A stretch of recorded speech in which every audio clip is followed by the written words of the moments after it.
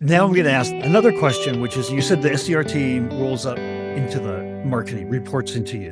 What was the thinking, the decision process? There's a lot more of that happening. Traditionally, SDRs and BDRs have all reported into sales. There's a lot more shift. What was the internal conversations that led to the SDR team being under your organization? So I'll start with my methodology on it, and that is I don't really care what team that function reports to. I don't think that's super important, barring a very specific instance, which we did have, which is the marketing organization needs to get more mature. The marketing organization needs to pull itself closer to the revenue team. They need to understand that feedback loop. They need to know what is and isn't working honestly. We need to have a shared accountability to sales and pipeline and opportunities.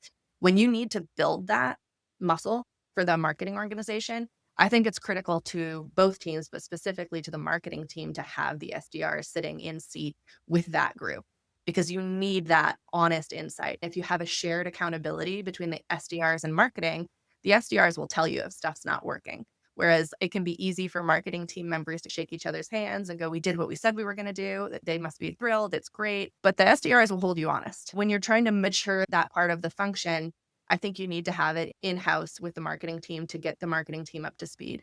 And same thing when you're building up the SDR function is sometimes having it be really close to the accountability of conversion on pipeline from leads and things like that can be crucial. But when both are more mature, I care a lot more about how it operates and how strategic it is and how effective it is than I care which team it works in. If both teams are mature and anybody's caring about that, it means there's a fundamental gap that needs to be resolved between the marketing and sales organization that has nothing to do with the SDRs. If those two relationships are working well and they're serving each other, I don't think it matters quite as much.